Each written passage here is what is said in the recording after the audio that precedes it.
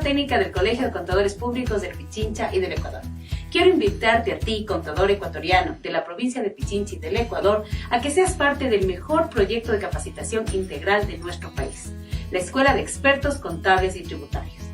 Te vengo a decir por qué debes tomar la Escuela del Experto Contable y Tributario. Porque es una escuela de formación integral para el contador ecuatoriano. Tiene varios módulos de especialización: Código de Ética de IFAP, Auditoría Tributaria con especialización en impuestos diferidos, Normas Internacionales de Información Financiera, Actualización Tributaria y NIS, el módulo de Auditoría Laboral y sobre todo un módulo especial dictado por el Servicio de Rentas Internas Ciudadanía Fiscal. Es una escuela además avalizada por CETEC.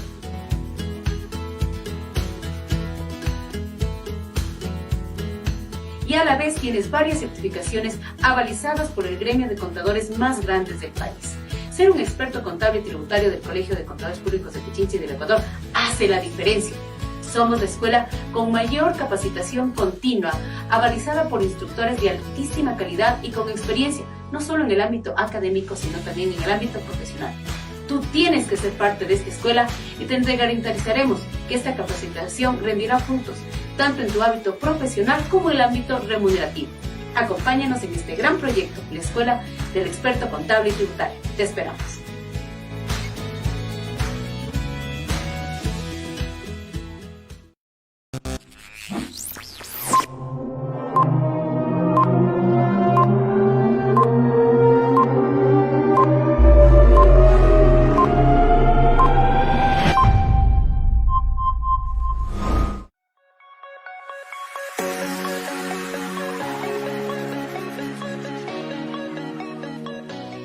Bienvenidos al programa Conversando con Cristina, en donde abordaremos temas de interés tributario, laboral, financiero, societario y demás. Empezamos.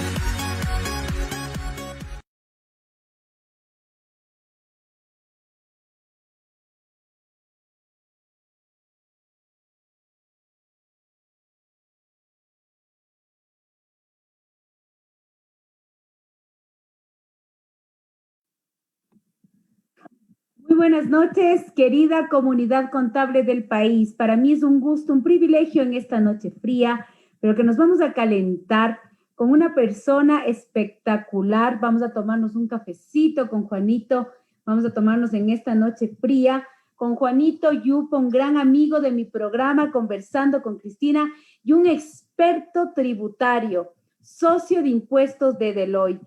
Para mí es un gusto, Juanito, recibirte en mi programa, porque sobre todo puedo decirle con humildad, uno aprende mucho de ti y sobre todo el compartir siempre los criterios tributarios, los criterios financieros, fiscalidad internacional, y que me siento orgullosa de decir, Juanito es el vicepresidente del Comité Técnico del Colegio de Contadores Públicos de Pichincha y del Ecuador. Qué lujo esta noche poder hablar de esos tips, de esas recomendaciones del cierre fiscal en régimen general. Juanito, bienvenido a tu programa Conversando con Cristina. ¿Cómo estamos, Juanito? Gracias, Cristina. Buenas noches con todos. Para mí siempre es un gusto poder compartir contigo algunas ideas para este cierre fiscal general en el régimen general como tal. Siempre es un gusto y la idea es esa, ¿no? Compartir las ideas, compartir las experiencias que se tienen para que la profesión contable surja como siempre a través del Colegio de Contadores. Mira, Juanito, para mí, como ya lo dije, el siempre sentarme a conversar cuando tenemos esos temas complicados, porque a pesar de que la ley tributaria es derecho público y que se aplica al pie de la letra, pues siempre hay interpretación. ¿Por qué no decirlo? Y siempre tener un profesional de tu altura, de tu nivel técnico, de tu humildad como ser humano y como persona, porque no solamente es bueno hablar de los temas técnicos con Juan Yupa, es una persona extremadamente sencilla, una persona que sabe transmitir y sobre todo tiene esa experiencia maravillosa que por mucho tiempo pues el Colegio de Contadores ha tenido compartiendo en este comité técnico. Hablemos de este cierre fiscal. Como tú sabes, mi estimado Juanito, hemos tenido una reforma importantísima, como es esta ley de la simplicidad y la progresividad tributaria, que trajo varios puntos de reforma, entre esas el tema de las microempresas, que hemos hablado hasta la saciedad, cursos, debates, si son justas, si no son justas. Si hoy por hoy se está estableciendo también en ese tema un tema de que se está tramitando pues un tema de inconstitucionalidad. El Servicio de Rentas Internas sacó un decreto que esperamos que ya se publique en el registro oficial y que saque rápidamente su resolución. Pero como que toda la atención en este ejercicio fiscal 2020, y por no quiero decirlo en este ejercicio 2021, ha venido enfocado en las microempresas. Pero hoy vamos a hablar de régimen general. Expliquémosles primero a todas las personas que nos están escuchando y mandemos un saludo frontal, formal, con muchísimo amor, muchísimo cariño a todos esos hermanos contadores que nos ven en las diferentes ciudades, en las diferentes, hablemos, provincias de nuestro querido país. Juanito, ¿qué es régimen general? ¿Qué es esto de pagar el impuesto a la renta por un régimen general? Efectivamente, Cris, igual un saludo para todos los que nos están viendo. El régimen general precisamente es aquel régimen que pagaría el impuesto a la renta sobre el resultado tributario que se obtenga durante el ejercicio económico. Es decir, necesitamos considerar los ingresos gravados, los gastos deducibles y prácticamente para poder determinar la base imponible es muy aplicable lo que llamamos la conciliación tributaria. La conciliación tributaria partiendo de el resultado contable en función de la aplicación de las normas contables, tomamos en cuenta las disposiciones tributarias para llegar a un resultado tributario que es el que sirve de base para el cálculo del impuesto a la renta como tal. Es decir, que estamos hablando de una base imponible y que tendríamos que aplicar las tarifas que usted y yo hemos conocido toda la vida. En el caso de una sociedad, la tarifa general del 25 con las variaciones que trae el artículo 36. Y en el caso de una persona natural, pues su tarifa progresiva. Ese es el régimen general. Si le queremos llamar, Juanito, el régimen de siempre, ¿sí o no? Correcto, es lo que siempre hacemos en estos días, en estos meses, previo al mes de marzo, en el caso de las personas naturales, y previo al mes de abril, en el caso de las compañías o sociedades. Juanito, comencemos hablando de esos temas importantes, ya de esos tips, en donde nosotros, los contadores, los financieros, los gerentes generales, los representantes legales, tenemos que estar pilas, abriendo bien el ojo. Recuérdese que las responsabilidades civiles, administrativas y penales, pues son compartidas, gerente y contador, hasta que salga pues esa verdadera ley de contadores, que es una ley tan importante que le estamos esperando con muchas ansias y que se va a debatir ya en primer debate, ¿no? Mira, Juanito, comencemos hablando de la jubilación patronal. Este es un gasto necesario, financieramente se lo debe, pues, correr, se lo debe registrar, debe venir, pues, de todo un procedimiento que tú nos vas a decir para que las personas estén pero muy, hablemos, pendientes, que trajo una reforma muy importante esta ley, esta normativa. Entonces, hablemos, Juanito, de la jubilación patronal y el desahucio, estas provisiones, lo que se debe hacer en el 2021 y lo que va a pasar en el 2020, o lo que ya pasó en el 2020 y va a pasar en el 2021. Hablemos de provisión de jubilación patronal y provisión de desahucio.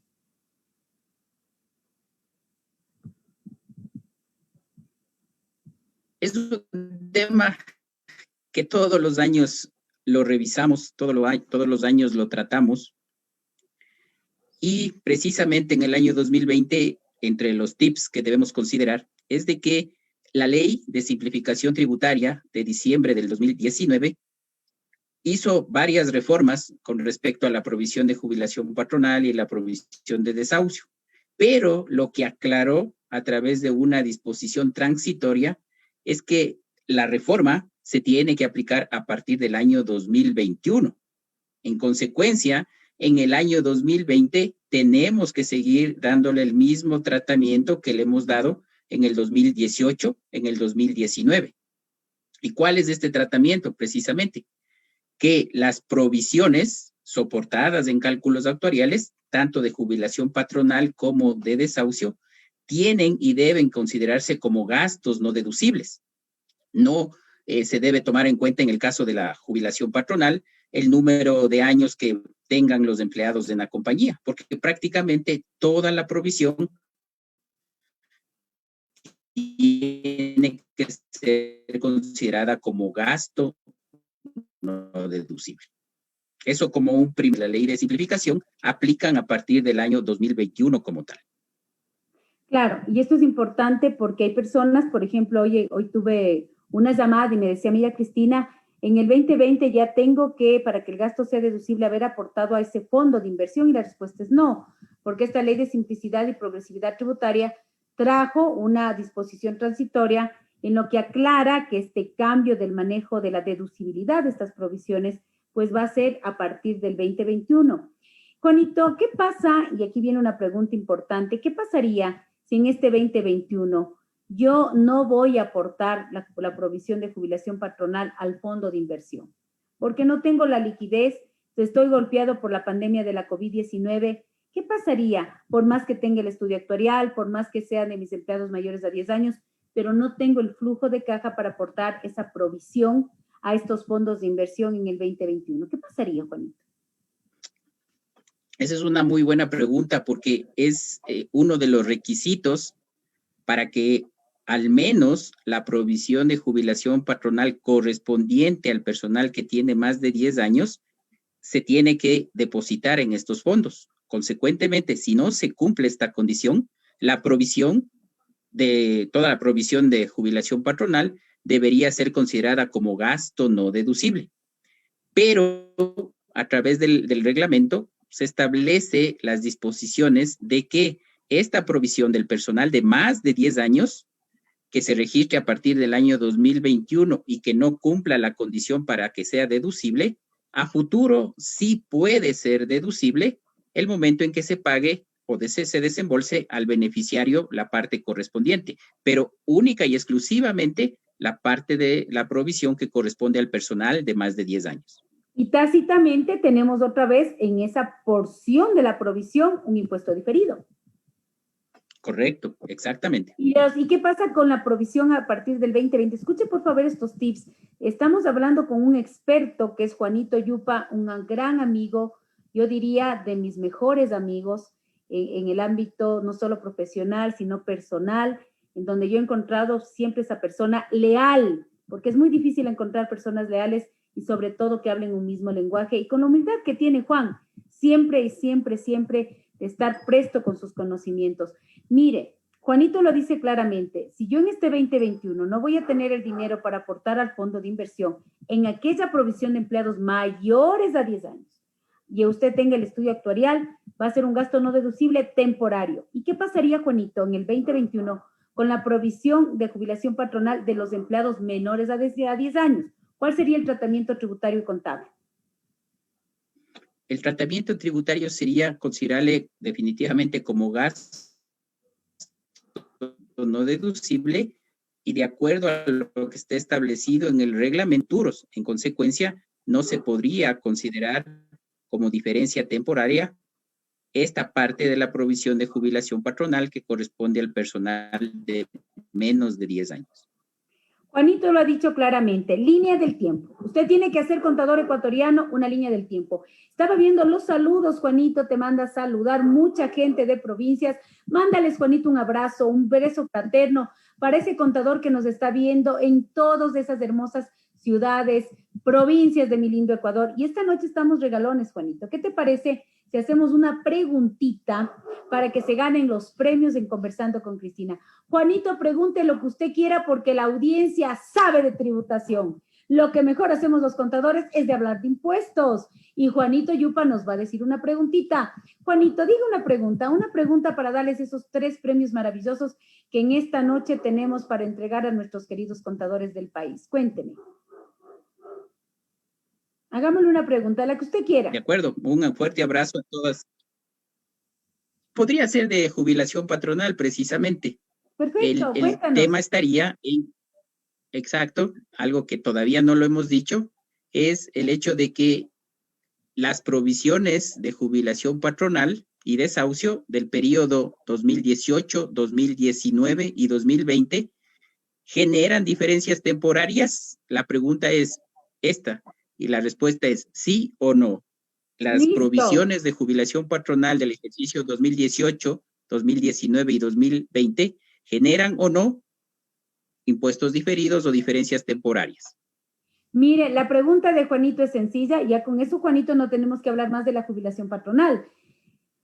Con la reforma de esta ley de incentivos y de prevención del fraude fiscal dada en el 2000, bueno, no, realmente con la reforma que se dio en el año 2017, más bien no es de esa ley, pues se cambió el tema de la deducibilidad de estas provisiones. 18, 19 y hasta el 20. Juanito pregunta si estas provisiones que se consideraron como gastos no deducibles, así tengan estudio actuarial, generaban o generan, porque todavía el 2020 estamos por cerrar, impuesto diferido, sí o no, o diferencia temporaria, sí o no.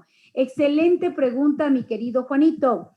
Hemos hablado de la jubilación patronal. El tip más importante es ubiquémonos en la normativa correspondiente a cada periodo fiscal y haga lo que está escrito. La ley tributaria es derecho público y se hace lo que está escrito. Juanito, hablemos de otro tema importante. Yo siempre les hago la pregunta, ¿es malo, Juanito, trabajar con una parte relacionada, sí o no? Antes de comenzar el tema de la reforma sobre los intereses entre partes relacionadas, ¿es malo, Juanito, trabajar con una parte relacionada, sí o no?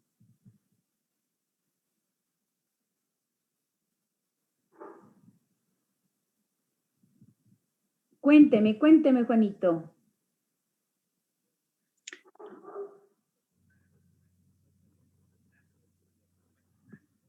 Juanito querido, cuénteme. ¿Es malo trabajar con una parte relacionada? ¿Aló? Sí, le escucho, Juanito. Vamos adelante.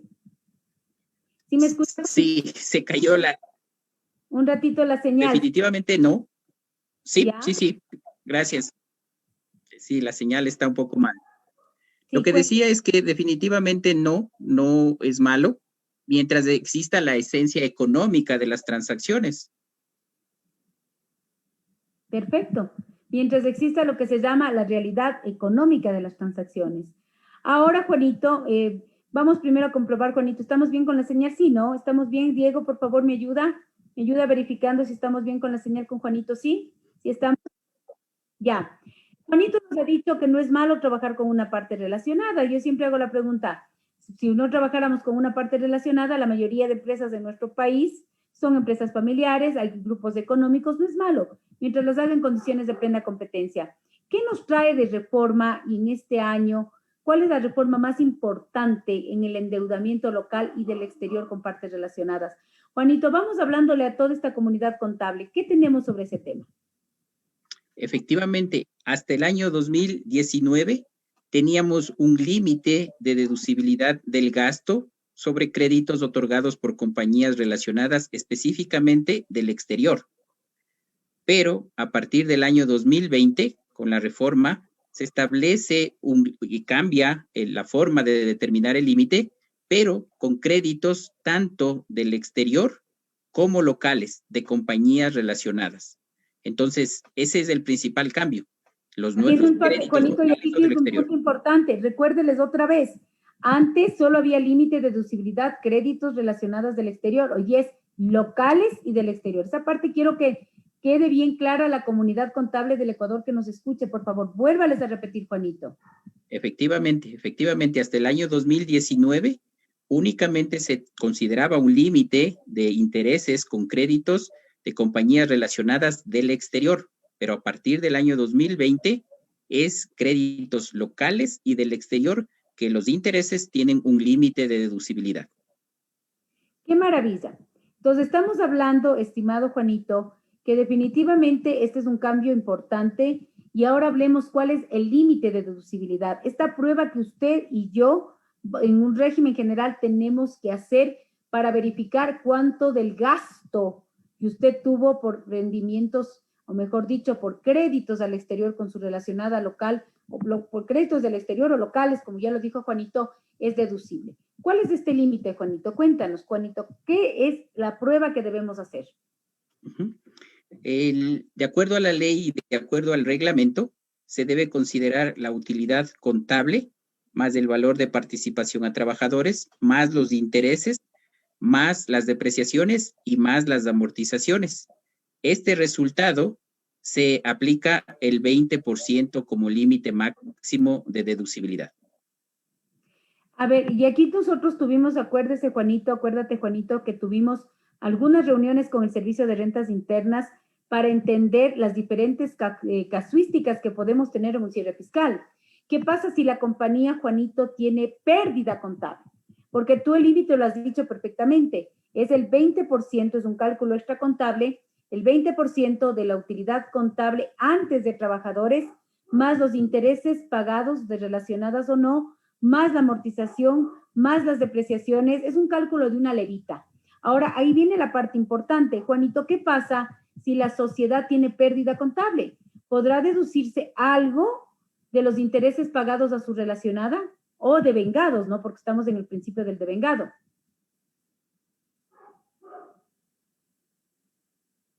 Sí, esa es una muy buena pregunta porque al leer lo que señala el reglamento y la fórmula, indica que se debe partir de una utilidad contable, pero con las conversaciones que tuvimos con la autoridad tributaria y con uno de los condicionantes que aparece posteriormente, se tiene que partir del resultado contable, se puede hacer la fórmula, se suman estos valores que mencionamos anteriormente, y si el resultado de esa fórmula es negativo, ahí no hay ningún valor como deducible. Pero si el resultado de la fórmula es positivo, al menos el 20% del resultado de esta fórmula puede ser considerado como deducible. O sea, no es una regla que a lo mejor usted esté pensando que yo tengo una pérdida contable, pero como es un cálculo de un límite extracontable, lo que usted se restó, porque cuando usted calcula la utilidad o pérdida contable, usted ya se restó los intereses pagados o devengados, se restó las depreciaciones, se restó las amortizaciones, y en este cálculo extracontable se vuelve a sumar. Es decir, que la base crece y de un cálculo contable negativo puede pasar a un cálculo tributario positivo, multiplicar por el 20% y deducirse pues lo que quede dentro de este límite de deducibilidad. Dice la normativa, Juanito, que este límite de deducibilidad local y del exterior, por favor recuerde, si yo tengo créditos con mis relacionadas locales, a lo mejor antes no teníamos que hacer ningún cálculo, hoy día lo tiene que hacer. Juanito Yupe, el experto tributario, lo ha dicho. Juanito, ¿esta dice la normativa que es algo temporal o algo definitivo, este límite de deducibilidad que se da con la reforma de la Ley Orgánica de Simplicidad y Progresividad Tributaria? ¿Qué dice la normativa ahí? Tanto la ley como el reglamento mencionan un concepto de temporalidad, pero en la práctica no se evidencia algún concepto de que potencia el valor que se determine como no deducible prácticamente sería una diferencia permanente como tal. Correcto. Es decir, que este límite en cualquier momento podríamos el fisco eliminarlo, pero pues desde el punto de vista de los impuestos diferidos sería una diferencia permanente. Qué interesante, Juanito. Y aquí, ¿cuál sería su recomendación en el tema del endeudamiento con partes relacionadas locales o del exterior? Esto estamos hablando cuando usted no es sistema financiero, porque cuando es sistema financiero hay otro límite de endeudamiento, ¿sí o no, Juanito? Correcto. Prácticamente con el sistema financiero se mantiene las condiciones anteriores porque el límite está en función de los créditos del exterior y aparte de eso está en relación del patrimonio. Si los créditos superan el 300% del patrimonio, el exceso o el interés calculado sobre el exceso a este 300% del patrimonio pasaría a ser gasto no deducible. Ahí sería bueno ponerles un ejemplo. Cuando hablamos de sistema financiero, ejemplo, el banco, qué sé yo, del Pichincha se endeuda con sus relacionadas, puede deducirse hasta el 300% de su patrimonio. Yo no soy el banco del Pichincha, yo soy la compañía ABC y me endeudé con mi relacionada X y Z o con mi accionista local o del exterior. Ahí aplicamos el límite que Juanito lo ha dicho con mucha propiedad, 20% de la utilidad contable antes de trabajadores, más los intereses pagados y sobre todo más la depreciación y la amortización. Eso es un cálculo financiero, es un cálculo de levita. Sí, qué interesante, Juanito. ¿Qué más podemos hablar de estos tips del cierre fiscal que queramos hacerles énfasis a nuestras queridas pues contribuyentes, a nuestros queridos contadores, siempre tan activos, Juanito, porque este es un gremio súper especial y usted y yo lo sabemos como parte del comité técnico del colegio. Y queremos hablar también ahora un tema interesante. ¿Cómo ha venido evolucionando la norma de los impuestos diferidos en el Ecuador? Quiero que usted nos haga una pequeña memoria de cómo estas normativas han venido evolucionando en nuestro país, cómo ha venido generándose el tema de los impuestos diferidos hasta el impuesto último que se aceptó como diferido. Cuéntenos. Sí, es un muy buen punto porque en la práctica ya estamos teniendo las revisiones por parte de la autoridad tributaria sobre estos conceptos. Y claro, nos tenemos que basar en que en diciembre del 2014 se incluyó en la Ley de Régimen Tributario Interno y en el reglamento de aplicación ya el concepto de impuestos diferidos específicamente. Y en el reglamento lo que incluyeron fueron los únicos conceptos que la autoridad tributaria aceptaría que tengan un tratamiento de impuestos diferidos. Inclusive el formulario ya contempla estos conceptos para que se pueda manejar las deducciones temporales o las diferencias temporarias, tanto de generación como reversión. Y el otro concepto muy importante que hay que tomar en cuenta es que en diciembre del 2015, el Servicio de Rentas Internas emitió una circular poniendo algunos parámetros adicionales sobre el tema de los impuestos diferidos. Y en esta circular lo que aclaró fue precisamente que para tomar las deducciones, sobre todo, deben registrarse los activos por impuestos diferidos en el año y en el valor correspondiente. Entonces, ahí nos deja con la inquietud y con la preocupación de que si es que no se reconocen contablemente los impuestos diferidos, a futuro no se les podrá tomar principalmente las deducciones como tal. Entonces, ese es un tema muy importante que las compañías, los contadores, debemos tomar en cuenta. Usted ha dicho algo súper importante. En el artículo 10.1 de la ley enumerado y en el artículo 28.1 enumerado le dice, solo se aceptarán los activos y pasivos por impuestos diferidos reconocidos en el reglamento y que adicionalmente, escuche por favor, se haya aplicado la técnica contable. ¿Cómo se llama esa técnica contable que el contador tiene que saber de memoria como el Padre Nuestro? ¿Cómo se llama ese método? Cuéntenos, Juanito.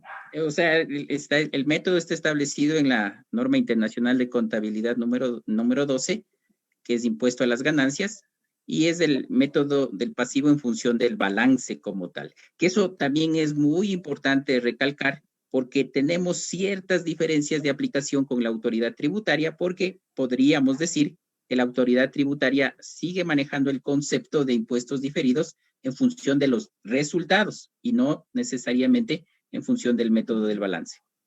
Pero mire, Juanito, y es muy interesante, en un proceso de determinación de un cliente, pues el fisco, le comento que en esta notificación, si bien es cierto, en el estado de resultados se da como a entender que es el método del resultado, pero definitivamente en el tema del conocimiento de la norma, yo tuve la experiencia en una fiscalización que el grupo de auditores del SRI traían ya matrices claramente establecidas del método del pasivo basado en el balance, ya sabían que tenían que sacar de las diferencias temporarias comparando la base financiera versus la base tributaria de los activos y pasivos que se encuentran en el balance de situación. Y ahí sí quiero que usted les recomiende a todos los contadores que aplicar ese método no es una opción o es una obligación. ¿Qué cree usted? ¿Opción o obligación? Como todas las normas contables, es una obligación. Y ¿sabe qué, Juanito? Yo les decía el otro día a los contadores que me preguntaban, las NIPS le da a usted seguridad jurídica, haga lo que esté escrito en las NIPS. Las NIPS no quieren ni que usted haga más allá de ni menos de lo que esté escrito, que se cumpla con las bases de presentación establecidas en la sección 3 de las NIPS para pymes o en la NIC número 1, pero a la larga haga lo que está escrito. Eso le va a poner en un nivel de seguridad jurídica. Juanito, ¿usted considera que el que es buen contador porque sabe NIPS es por ende buen tributarista? Yo pienso que sí, y no solo tributarista, muchas otras aristas de profesiones que nos toca como contadores conocer, saber y aplicar. Juanito querido, ¿cómo puedo llegar a ser como usted, un experto contador tributario? Denos esos tips, porque vuelvo y repito, usted realmente es una de las personas que a mí, lo digo y lo voy a decir gratamente, una de las personas que más me ha apoyado en el Comité Técnico del Colegio de Contadores Públicos del Pichincha, el trabajo conjunto que hemos hecho con Juan, con Gabriel, de de poder en este comité técnico reunirnos siempre con el fisco, porque usted sabe que por el convenio interinstitucional somos atendidos por el SRI en comité ampliado con el departamento jurídico del fisco. Usted ha sido un apoyo incondicional con esos conceptos tan precisos, tan válidos. Juanito, hablemos de otro gasto importante. Quisiera conversar un poquito sobre el tema de qué pasa con el tema de la NIC 16. ¿Qué pasó con esta NIC 16 tan controversial que cuando salió su aplicación, todas las empresas que estaban en NICs completas pues tenían una preocupación de que comiencen a aparecer ciertas cuentas que en la vida, en un arrendamiento operativo, por ejemplo, se tenía sobre el radar, quizás sin un arrendamiento financiero? Hablar de un activo por derecho de uso, de un pasivo por arrendamiento, de incrementar pues el activo, de incrementar pues los impuestos seguramente municipales, las contribuciones a las super de compañías, pero lo más importante, el fisco me aceptaría mi gasto de amortización y mi gasto financiero, que puede diferir del gasto contrato. ¿Cuántos comités técnicos tuvimos al respecto? ¿Cuántas veces acudimos al fisco a hablar sobre el tema de que por favor se acepte los impuestos diferidos o si no, no vamos a querer aplicar la NIC 16, que para los que están en NICs completas no es facultativo, es obligatorio? Cuéntenos un poquito todo lo que trabajó el Colegio de Contadores Públicos de Pichincha y del Ecuador con el SRI para lograr lo que hoy tenemos. Denles esa buena noticia a nuestros queridos contadores de todo el Ecuador. Y además un saludo fraterno para María José, que nos está mandando muchos saludos desde la ciudad de Riobamba, ciudad donde son mis padres. Y Juanito, ciudad donde usted es riobambeño. Tenemos algo en común, Juanito, la hermosa ciudad y la provincia de Chimborazo, Riobamba. Un abrazo fraterno, ahí está toda mi familia. Y siempre uno se pone melancólico, pues, hablar de esa hermosa ciudad, ¿no? Usted y yo tenemos algo en común, que es Riobamba. Cuéntese, Juanito. Sí, gracias. Un saludo para María José igual. Unos fuerte saludo como tal. Efectivamente, gracias por las palabras, Cris. En realidad, como parte del comité técnico del Colegio de Contadores, podemos decir que una de las recomendaciones es estar en contacto permanente con la autoridad tributaria. Y precisamente en el tema de impuestos diferidos y en la NIC 16, tuvimos varias reuniones, varios acercamientos, varias conversaciones con la autoridad tributaria que inclusive yo recuerdo comenzaron en septiembre del año 2018, cuando todavía no entraba en aplicación, pero ya teníamos el conocimiento de que se venía la aplicación de esta norma contable, la NIC 16. Sugeríamos a la autoridad tributaria que emita alguna reforma, alguna disposición, alguna resolución para que aclare el tratamiento tributario que se iban a dar precisamente a las diferencias que iban a existir entre los registros contables en resultados con respecto a la documentación tributaria que se emitía, es decir, las facturas o los contratos como tal, para que de alguna forma las compañías no tengan esa preocupación de perder la deducibilidad en algunos casos de ciertos valores que estaban registrados contablemente. Pasó el tiempo y en realidad, al menos, como dice Cristina, la buena noticia es que en agosto del 2020 ya se emitió la disposición, incluyendo como parte de las partidas conciliatorias o como parte de las diferencias temporarias, esa diferencia que se generaría al tomar en cuenta una amortización de los derechos de uso y una actualización del pasivo con respecto a la NIC 16 y considerando las facturas recibidas por los servicios o arrendamientos o los contratos. Eso definitivamente cuando hay un exceso se tiene que tomar como un gasto no deducible. Así lo hicimos en el 2019, así lo vamos a hacer en el 2020.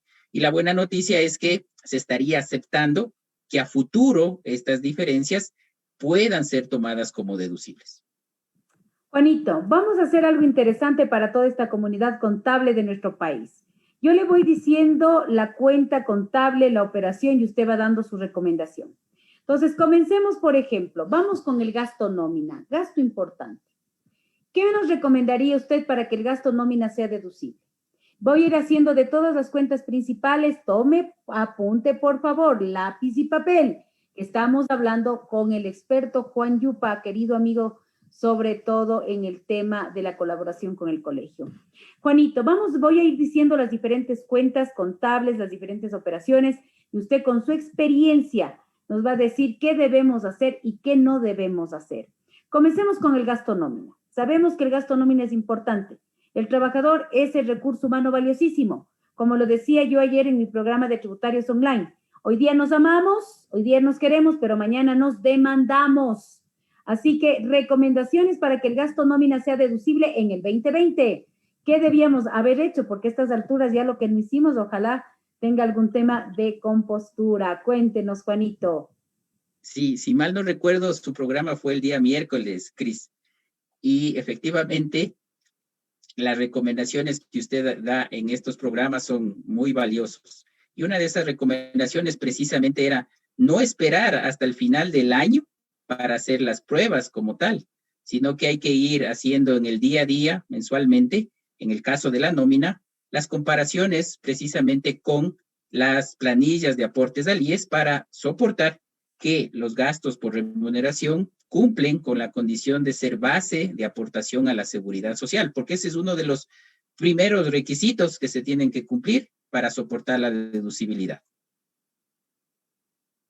Y absolutamente lo que yo siempre les digo, no esperemos a diciembre. Usted todos los meses puede hacer una prueba de aportación, una prueba del 14 LSS, una prueba de beneficios de orden social, una prueba de cruces documentarios, y sobre todo también revisar las actas de finiquito, porque acuérdese que el fisco Juanito revisa actas de finiquito en un proceso de fiscalización. Es decir, no deje al último lo que debe hacer cada día del mes o cada día del año, porque al final a veces los errores, los riesgos ya están dados, y usted, contador, no va a querer que le duela la barriguita, porque al fin y al cabo son 7 años, usted tiene que estar pilas y atento. Juanito ha dicho, no se meta en líos con el trabajador.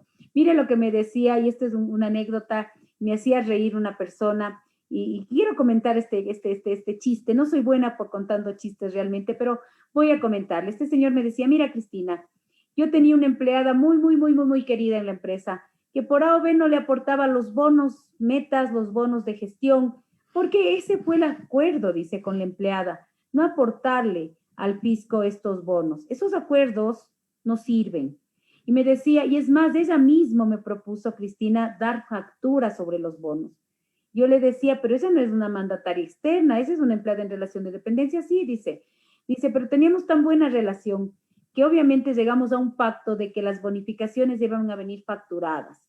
Pero el rato que se rompió la relación laboral, me hizo un juicio pues laboral y también un juicio de alimentos. Yo me reía tenazmente y decía, bárbaro, qué bárbaro que eres. Juicio laboral y juicio de alimentos. Terrible. Pero bueno, esas son las cosas que a veces pasan. No hay que confiarnos. Usted tiene que hacer lo que es debido y punto. Así le digan, no pasa nada, que no importa que yo te facture el bono metas. Oye, pero vos eres el gerente financiero, pues. Vos tienes que definitivamente aportar al IES. Juanito, recomendación en propiedad, planta y equipo, gasto depreciación. ¿Qué podemos decir, Juanito, sobre este gasto tan importante como es la depreciación? Cuénteme. Varios cuidados con respecto a la depreciación. Principalmente el tema sería manejar un control tributario como tal, porque sabemos que hay depreciaciones o porcentajes de depreciación máximos establecidos en la reglamentación, pero a su vez la reglamentación también señala que en el caso de que estos porcentajes de depreciación sean menores desde el punto de vista financiero, estos porcentajes menores son los que se tienen que tomar como deducibles. No es que hay que llegar al máximo como tal, porque ese es un control, es un límite máximo, no un porcentaje obligatorio como tal. Aquí hay algo interesante que ha dicho Juanito. Todavía tengo personas que piensan que tenemos depreciación tributaria en línea recta y en los porcentajes de siempre. No. Eso que usted conocía de siempre se llama límite máximo superior. Les voy a mandar de tarea a mis contadores hoy noche a leer artículo 26, artículo 28, numeral 6, literal A del reglamento fiscal. Hay que depreciar como es debido bajo NIPS. Y lo que esté fuera del límite máximo superior establecido en el artículo 28, numeral 6, literal A del reglamento fiscal, deba otra vez reprocesar sus conceptos tributarios. Hay que estar actualizados. Juanito Yupa lo ha dicho con propiedad, señores. Hoy la depreciación tributaria es técnica contable, naturaleza del bien y vida útil, sin superar el porcentaje máximo de depreciación. Juanito ha dicho muy claramente, acuérdese que lo que usted conocía como depreciación fiscal ahora es el límite máximo superior. Qué interesante, Juanito. ¿Qué tenemos en el tema de la cartera? Siempre me preguntan si la provisión que uno hace bajo normas NIFS, que difiere de la provisión de cartera de la norma tributaria, ¿es un gasto deducible temporario o es un gasto no deducible temporario o un gasto no deducible permanente? ¿Qué tenemos, Juanito, al respecto? Cuénteme, por favor. Bueno, al respecto tenemos que mencionar que en los conceptos o en los párrafos que están establecidos en impuestos para impuestos diferidos, no aparece la provisión de cuentas incobrables. Entonces, ese es uno de los primeros parámetros que debemos considerar. Y muchas veces sí tenemos inquietudes por parte de compañías o accionistas del exterior que dicen, pero ¿cómo es posible que no tomen en cuenta ese concepto? Y no nos queda más que señalar que a criterio de la autoridad tributaria, la provisión de cuentas incobrables, excesos, no pueden ser considerados como diferencias temporarias. Y aparte de eso, lo que tenemos que indicar es que precisamente en abril del año 2019, para el ejercicio económico 2018, la autoridad tributaria emitió una circular en donde pone detallada y de manera ejemplificativa estos conceptos de las provisiones de cuentas incobrables para tomar la deducibilidad y para cuando se den bajas de cuentas por cobrar como tal. Con esa explicación, pues sí, señores, lamentablemente no nos aceptan los impuestos diferidos. La provisión de cartera, a mi criterio, sí los deberían haber, porque reúne todas las condiciones de comparación de base financiera con base tributaria. Entonces, para mí sí debía existir. Se me está acabando la batería. En este momento ya me conecté. Pues definitivamente se debería tomar en cuenta. Quiero mandar un saludo fraterno a todas las personas que nos están mirando. También un saludo fraterno a la gente del SRI, sobre todo a un amigo muy querido que es Ramiro Muela. Ojalá se haya conectado en esta noche. Le queremos mucho a Ramiro. Y Ramiro, te vamos a comprometer también en otro programa que queremos hacer la próxima semana, porque siempre es muy grato tener a esa gente del fisco también en nuestro programa. Que porque tenemos ahorita gente conectada del SRI que nos dicen, por favor, un saludo fraterno, a todo el mundo un saludo fraterno. Juanito, ¿qué tenemos que tomar en cuenta? ¿Ha habido cambios en el tema de la amortización de pérdidas tributarias? ¿Podemos decirles a nuestros contadores si el concepto, el porcentaje, los periodos de amortización son los mismos? ¿Hay cambios? ¿Tenemos que estar claros en algo o seguimos haciendo lo mismo? Sí, es un buen punto considerar el concepto de amortización de pérdidas tributarias. Efectivamente, no han habido cambios significativos sobre el tema. En la práctica, y lo que dice la ley específicamente es que se debe considerar como límite máximo de la amortización de pérdidas declarada como 5 años. Y en el año en el que se vaya a amortizar, se debe considerar como máximo el 25% de la base imponible de ese año en el que se esté amortizando. Lo que hay que recalcar es que no es una amortización en línea recta, no. Es hasta en 5 años y con un límite máximo del 25% de la base imponible en el año en el que se amortice.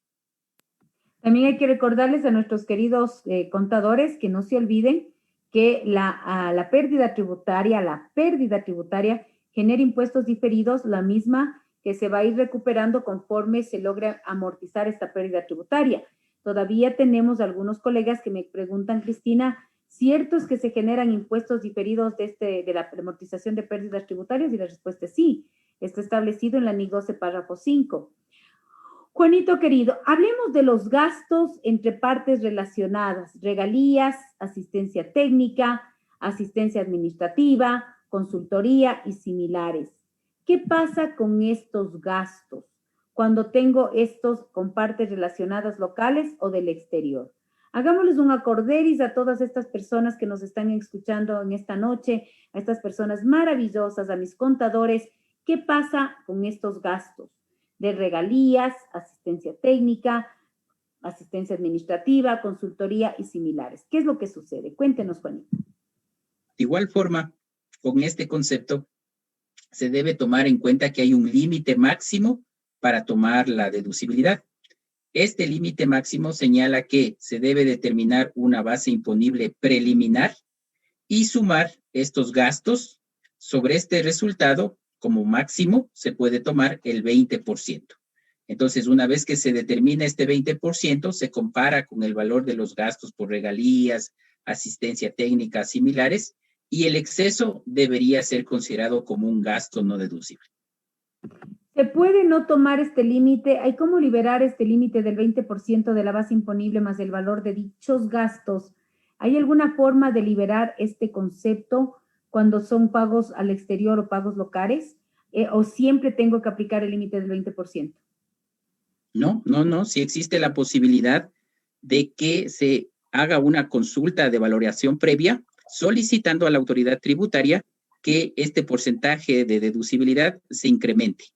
Pero las condiciones son muy importantes porque se lo tiene que hacer esta solicitud hasta el mes de marzo del año en el que se quiera que se aplique este porcentaje adicional. ¿Aló? Si lo presenta con posterioridad, en este momento sí. Sí le escucho, Cris. Perfecto, o sea, Juanito nos dice que este porcentaje sí se puede liberar. En el caso de pagos al exterior, con una consulta previa de valoración de precios de transferencia. ¿Y qué pasa cuando este tipo de gastos, que son normales, entre relacionadas, cobrarse asistencia técnica, administrativa, sobre todo cuando tenemos, pues, que en un mismo edificio funcionan las 20 compañías y tienen gastos en común? ¿Qué pasa cuando los gastos son locales, Juanito? ¿Cómo se libera el porcentaje o cuando no se aplica este límite de deducibilidad? De acuerdo a las disposiciones establecidas, no se aplica este límite siempre y cuando la tasa efectiva aplicada por las compañías relacionadas locales sea igual. Entonces, ahí tenemos un concepto en el que anteriormente se hablaba de la tasa nominal, pero actualmente está establecido en el reglamento que se debe considerar la tasa efectiva de las compañías que están facturándose gastos comunes o gastos entre compañías relacionadas locales específicamente. Claro, y ahí tenemos algo interesante que también fue tema de bastante debate, usted recordará en el Comité Técnico con el Fisco, cuando decíamos, claro, la norma no es igual, porque hubo un cambio. Cuando usted se hace este tipo de operaciones con empresas locales relacionadas, salió el concepto de tasa nominal a tasa efectiva, y cuando es con personas naturales locales sigue siendo el concepto de tasa nominal. Y ese es un tema que sí tenemos que, Juanito, pongámonos en la agenda para que en la próxima circular que emite el SRI, que ojalá emite una circular para este cierre fiscal 2020 en el año 21, por sobre todo los temas COVID-19 y algunas cosas particulares, pues volver a retomar este tema con las personas del Comité Técnico con el Fisco para que, por favor, podamos estar claro qué quiere decir tasa efectiva cuando son relacionadas locales para poder eliminar el porcentaje, porque la norma dice igual porcentaje o mayor. Qué interesante. Juanito, ¿qué podemos decir al respecto sobre los gastos relacionados con la adquisición de los vehículos? ¿Sigue estando en las mismas condiciones de límite para que sea deducible de los $35,000 de acuerdo a las bases de datos que tiene el SRI para el impuesto anual de los vehículos motorizados de transporte terrestre? Y aparece trabalenguas. Cuéntenos. ¿Seguimos igualitos o no seguimos igualitos? Cuente, Juanito querido, mi Juanito. Él sí es Juanito de mi corazón. Así que, Juanito, dígame, por favor, no se preocupe. Mi marido no se pone celoso porque le quiere muchísimo. Tranquilo, Juanito. Ni tampoco el resto de mis contadores. Todos son de mi corazón. Dígame, Juanito de mi corazón. ¿Qué más tenemos? ¿Qué más tenemos sobre este límite de los vehículos de los $35,000? ¿Sigue vigente las 4 gastos que me puedo deducir en función de este valor de adquisición? Se mantiene esta disposición, y si el valor de los vehículos en función de lo establecido por el Servicio de Rentas Internas supera los $35,000, el exceso, los gastos adicionales a los $35,000 deberían ser considerados como gastos no deducibles. ¿Cuáles son esos gastos? ¿La depreciación, La, La depreciación, la matriculación, el seguro, el mantenimiento como tal, se recomienda que se haga una clasificación específica para al final del año determinar la proporción deducible y consecuentemente la proporción no deducible. en el artículo 10.18, si mi memoria no me equivoca, habla de los 4 gastos, ¿no es cierto? La depreciación, si el vehículo vino bajo leasing, el impuesto anual de los vehículos motorizados y el último caso que tenemos, que es si el vehículo vino con financiamiento de los intereses. Si hay excepciones, ¿no? Si hay excepciones en que usted puede tomarse todos estos 4 gastos totalmente deducibles, por ejemplo, vehículos blindados, eso no ha cambiado, y también vehículos que su objeto único sea el alquiler de vehículos o aquellos que tengan rebaja o exoneración para el impuesto anual de los vehículos motorizados. Qué chévere. Juanito, hablemos de la bancarización. A veces las personas le toman a la bancarización como algo no tan importante. Para mí la bancarización es power. Para mí la bancarización incluso es, señores, una herramienta de seguridad jurídica y hasta penal, porque la bancarización para mí es esencia. ¿Qué podemos hablar de la bancarización? ¿Qué tenemos sobre la bancarización? ¿Qué les deberíamos recomendar a nuestros contadores del Ecuador sobre que toda transacción debe estar bancarizada, más allá de que sea deducible o no deducible o que te tomes o no el crédito fiscal? ¿Qué podemos decir de esta bancarización? Para efectos tributarios, precisamente se señala que la bancarización debe cumplirse y en el eventual caso de que se tenga o se realice pagos en efectivo superiores a $1,000, anteriormente era 5,000, actualmente $1,000. Estos gastos pagados en efectivo deben ser considerados como no deducibles y el IVA no puede ser tomado como crédito tributario. Eso en la parte formal. Pero en la práctica igual, como usted dice, más bien son seguridades que deberíamos manejar para que se lo haga a través del sistema financiero como tal. Aquí les quiero dar una recomendación. Entonces, yo como ejerzo mi segunda profesión, que es la abogacía, y siempre busco la seguridad jurídica de mis contadores, y Juanito lo ha dicho, ¿no? No es solamente un acto de formalidad, de que el costo y el gasto sea deducible, o usted se tome el crédito tributario, es seguridad jurídica para usted y para mí. Cuando usted paga a través del sistema financiero, el fisco se garantiza de que usted está pagando a alguien físico. No podemos decir si alguien bueno o malo, pero alguien físico que si topa la puerta, ¿sí? Mire cómo se me vio hasta la computadora, esa persona va a abrir la puerta y va a afrontar las diferencias, obligaciones y derechos que tiene un contribuyente. Porque incluso en algunas de las circulares del SRI se le pone al artículo 17 de realidad económica. Y por eso es que el fisco siempre cuando le pregunta, ¿usted le vendió a esta persona? Páseme la factura, páseme la bancarización. Incluso en el tema de empresas fantasmas inexistentes, muchos de los gastos no se pudieron demostrar que fueron bancarizados.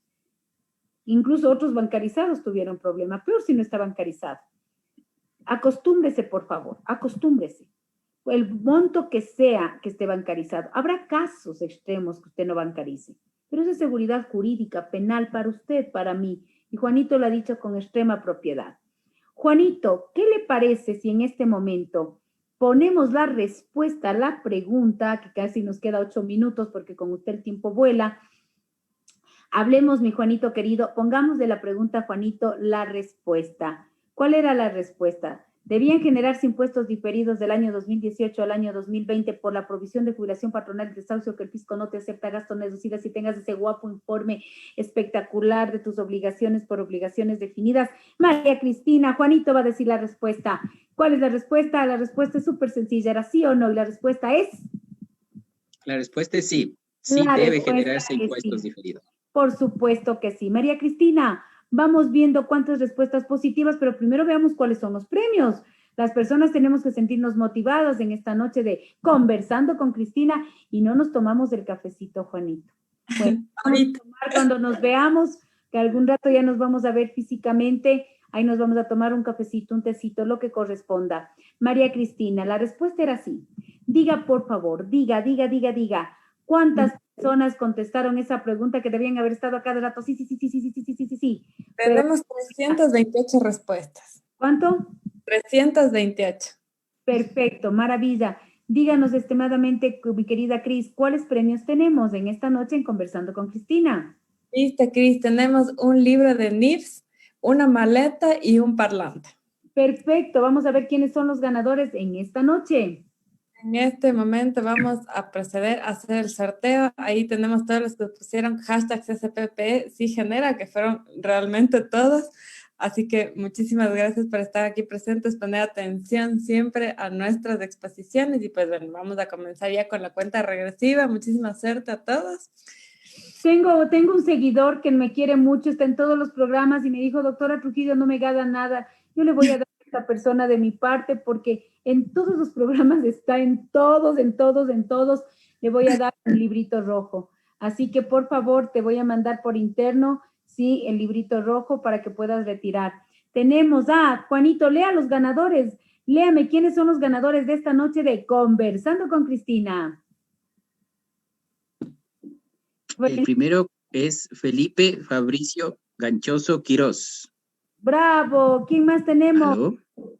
Perfecto, le escuchamos, Juanito. Edichis Orreto. Edichis. El segundo, Edichis Orreto. La tercera, ¿qué tenemos? Y finalmente el tercero, Soledad Isa. Soledad Isa. Y hoy de esta noche Soledad Isa. María auspiciando también, porque estamos con la publicidad. ¡Qué maravilla!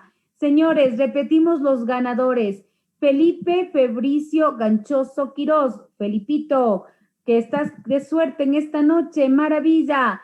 Edichis Doreto y Soledad Isa, de todo corazón. Y les queremos decir algo interesante. Nosotros también vamos a tener en este mes, Juanito, el día lunes se lanza unos temas maravillosos para todas las personas que estén afiliadas. Va a ser una sorpresa, wow, que yo sé que usted se va a afiliar porque los premios por afiliación va a estar importantísimos.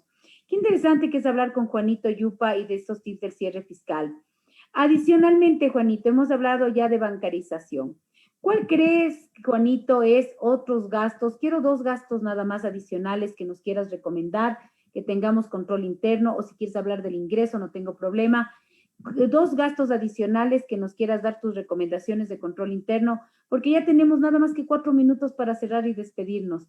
2 gastitos más. Ya hemos hablado de depreciación, ya hemos hablado de la provisión de cuentas incobrables, hemos hablado de jubilación patronal, de depreciación, de bancarización, de gastos entrerelacionadas. Dinos 2 gastos más que tú nos quisieras recomendar para que estemos pilas en este cierre fiscal.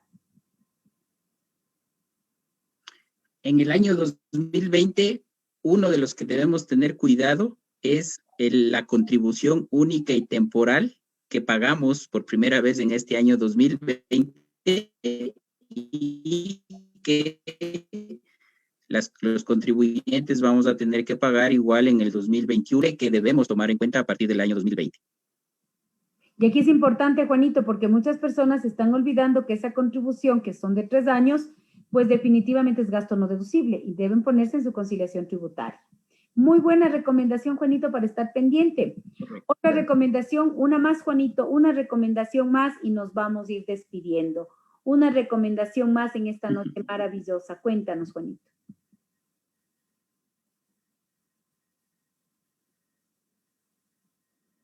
Juanito, querido, sí, nos escuchamos con una recomendación. Creo que la última recomendación de que en diciembre, ¿aló? Sí, escuchamos, perfecto. Sí, tengo inconvenientes con el internet. No te preocupes, así es la vida en online. La última es con respecto al IST. Ya, ¿qué pasa con el IST? 2020 se actualizó el listado de crédito tributario del ISD. Esa sería la última recomendación, que se chequee si es que algún producto, algún bien importado está en el listado y la compañía lo tiene y pagó el ISD. Recuerde, por favor, chequear estas recomendaciones con Juanito Yupa. Juanito, despidámonos de esta comunidad contable, demos un mensaje para que recién está comenzando el año, hagamos las cosas como tienen que ser. Juanito, una recomendación para todos nuestros queridos contadores del país.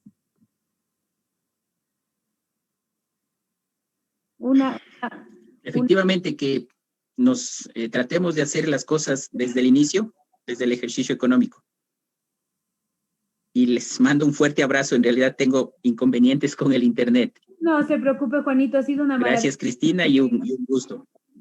Gracias a Juan Yupa, socio de impuestos de Deloitte, un gran amigo del Colegio de Contadores, un amigo personal mío. Lo queremos mucho, han sido muy valiosas pues todas estas recomendaciones de Juanito. Y como siempre, este es su espacio conversando con Cristina en esta noche de viernes, una noche fría y el cuerpo sabe que es viernes, pero usted se queda en casa porque usted tiene que portarse juicioso hoy más que nunca y a tratar todas las medidas de seguridad. Sin salud no se logra nada. Con salud se logra todo, se cumplen los objetivos y mi contador es un contador de objetivos. Un abrazo fraterno, un beso para los contadores del Ecuador. Hasta luego. Gracias, Juanito, un abrazo.